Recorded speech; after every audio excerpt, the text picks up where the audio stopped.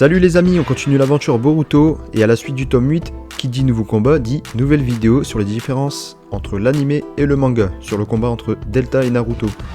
Allez, c'est parti, on commence tout de suite.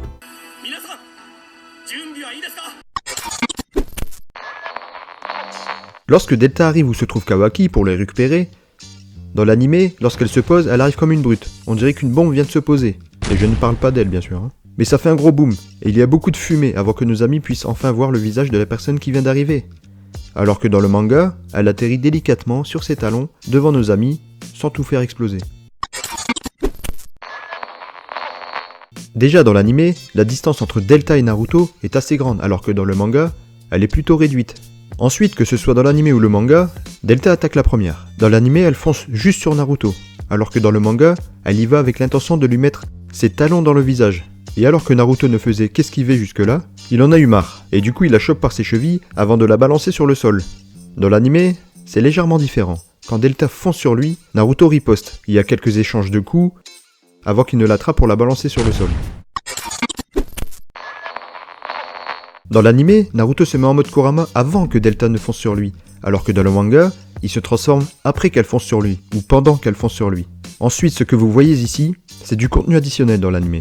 Ces échanges de coups n'existent pas dans le manga, jusqu'à cette scène où Delta balance un coup de pied qui se prolonge en pierre chelou. Et justement, cette attaque, c'est la seule attaque que Delta a fait après avoir foncé sur Naruto dans le manga. Alors que Naruto se retrouve avec un piqué dans le bide, Delta lui met un coup de genou dans le pif et il se retrouve allongé au sol. Dans l'anime, elle s'avance vers lui en marchant, alors que dans le manga, elle vient vers lui en sautant et en posant directement son talon là où ça fait mal. Ensuite, pour le torturer ou l'aider, elle retire le piqué. Dans l'anime, elle le retire d'un seul coup, alors que dans le manga, elle le tourne bien dans tous les sens pour le retirer. Dans la troisième partie du combat, Naruto balance un coup de pied avant que Delta ne s'envole faire du deltaplane dans les airs.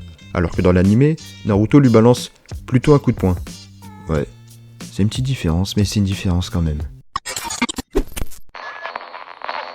Delta fait semblant de ne plus avoir de solution, avant de balancer des lasers depuis ses yeux. Dans l'anime, ces lasers sont super gros, avec des ondes autour qui font penser un peu au Makanko Sapo pour ceux qui connaissent, et que Naruto va esquiver par le côté. Dans le manga, ces lasers sont fins, sans ondes autour, et Naruto les esquive en sautant par-dessus.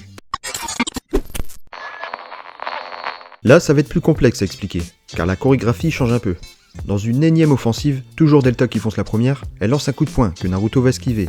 Dans le manga, il va plutôt parer le coup. Ensuite, il donne un coup que Delta va esquiver. Sur cette action, pas de changement. Puis après, c'est du plus dans l'anime. Il l'attrape pour la balancer, tente un coup de pied que Delta va esquiver, en sautant pour lui envoyer une échasse, puis tenter une attaque laser. Ce coup de pied de Delta, puis quand elle le plaque au sol pour lui envoyer des lasers, sont cette fois-ci identiques aux deux œuvres.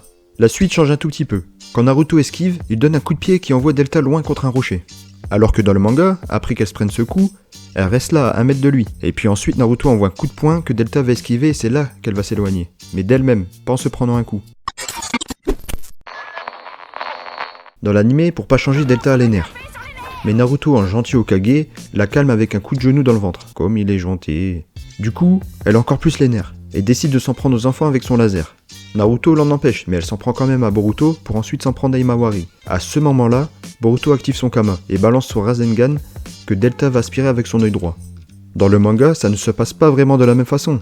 C'est plutôt Naruto qui se fait corriger par Delta, elle prend le dessus sur lui, ce qui rend fou Boruto qui active son Kama et balance son Rasengan, qu'elle va aspirer avec son œil droit. Ensuite, elle va décider d'attaquer Boruto, puis de s'en prendre à Himawari.